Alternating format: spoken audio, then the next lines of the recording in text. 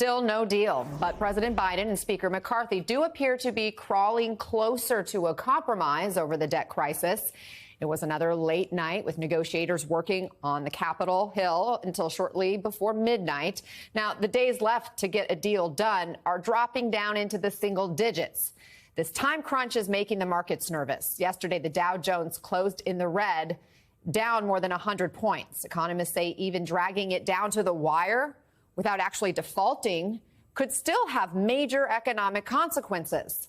Let's get the latest from NBC News White House correspondent Monica Alba, and standing by, former Republican Congressman Fred Upton of Michigan and Lynette Lopez, Business Insider columnist. Monica, productive was the key word coming out of the meetings last night, and we're hearing there's maybe a new area of compromise, health savings. What do you know? Yeah, both sides called the meeting last night productive, Anna, but we really don't see a ton of area of momentum or progress on some of these still major big ticket items. That's the takeaway here, that even though negotiators have really been meeting around the clock, we haven't seen a ton of agreement, even though, of course, the conversations continue. You mentioned a possible area, something that the White House has proposed and is looking into in the form of health savings. So essentially looking at federal programs like Medicare Part B, where the government, they say, is overpaying private health care companies. So if you cut that, which is something that Republicans could see as a spending cut, the White House could also say that that could be a form of revenue potentially, because we're talking about billions and billions of dollars. So that's something that did come up last night that continues to be a part of these discussions, but we don't know, frankly, if that's something that is going to pan out. And some of these other areas are still completely under discussion and negotiation without a lot of forward progress. But we did also just hear from House Speaker Kevin McCarthy talking a little bit about where things stand right now on the Hill moments ago. Take a listen. This is a time where we should be paying off the credit card instead of, when we're making more money, you should pay that credit card off. What do the Democrats do? They start spending more money. That's the behavior you have to change. Are you confident? So even though we're talking about this big picture debt ceiling, the implications of a catastrophic economic calamity if the U.S. were to default, you see there that a lot of the conversation is still honing in on this issue of spending cuts and revenue. They talked a lot about that last night in this meeting, and that's where negotiators are going to focus as well. But they both say they agree default is not an option. They just can't at all seem to agree on the path forward to avoid that. Anna. So even with some optimism, Lynette, I just want to highlight the dangerous game lawmakers are playing as we get closer and closer to default. When this happened in 2011, a deal was reached 2 days before the U.S. was supposed to run out of money. And we saw the S&P index fall about 17%. The unemployment rate was pushed up by 0.3%. The country lost 340,000 jobs. And for the first time in history, the U.S. credit rating was downgraded. What's at risk today if these negotiations go down to the 11th hour? Well, absolutely all the same things that were at risk at that time. But also you have to remember that we are currently still in this weird economy due to COVID.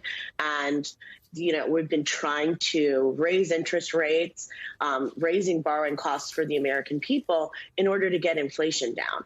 And one thing that this brinkmanship could have the power to do is raise interest rates even more, because really what markets do is they run on trust. And if other parties can't trust that the United States will pay off its debt in an orderly and serious fashion, which this is not, this is clownery. If the United States can't pay off its debt in a serious fashion, then people will trust us less and it's more expensive for us to borrow. So in the long term, overall, what this kind of silliness is doing is just making things more expensive for America overall. And the more we do it, the less we are trusted. And the less we are trusted, the more expensive it is for us. I understand comparing this to a person's credit card, but it's not the same. We are the United States of America. We issue our own dollar. We are the most influential capital on the face of the planet. Nobody has time for this. And I think one of the reasons why you're seeing such a muted reaction from Wall Street is that it is unbelievable that anyone would try this. And once Wall Street does understand what's happening and how serious this is, you're going to see stocks fall fast. Logistics could get tricky here because, Congressman, we've been eyeing this June 1st deadline for some time now, but there's actually less time than that, right? Technically, there are only 4 days left when the House is in session. McCarthy promised his party at least 72 hours to read any legislation before a vote. Plus, this will need to get scored by the Congressional Budget Office once they do have some kind of a deal. You've been in these situations. What do you think is going on right now behind closed doors? Well, I have been there, and I can remember 2011 really well. I was in the back of the House chamber, and the vote was failing to extend the debt ceiling. And the TV was on in the cloakroom, and I was there, and I was saying, it's down 100, it's down 200. I mean, literally, it's down 300. I mean, it was a free fall to like 700 points down right away. That will happen if they don't get a deal, and they know that. So you're right. There's only a couple of legislative days left before June 1st, but guess what? They're not going to go home. They're likely going to stay through the weekend, maybe not even get to a final vote until Tuesday, still before June 1st. The Senate is out this week. They've got a 24-hour notice, but they'll come back as well. Or, you know, they have this procedure sometimes between the majority and the minority leader where they deem it passed. So unless someone actually calls for a vote, they say, look, it's over, we'll just voice it. But in the House, you've got to have that vote. Okay. So at this point, my sense is there's not a deal breaker that's been announced. You know, the red lines haven't been crossed. They're not going to raise taxes. So they're really, at this point, I think, adjusting the dials. How are they going to slow down spending? Is it going to be based on the 2022 budget or the 2020 fiscal year or the 2023 fiscal year? Can I ask you about the compromise?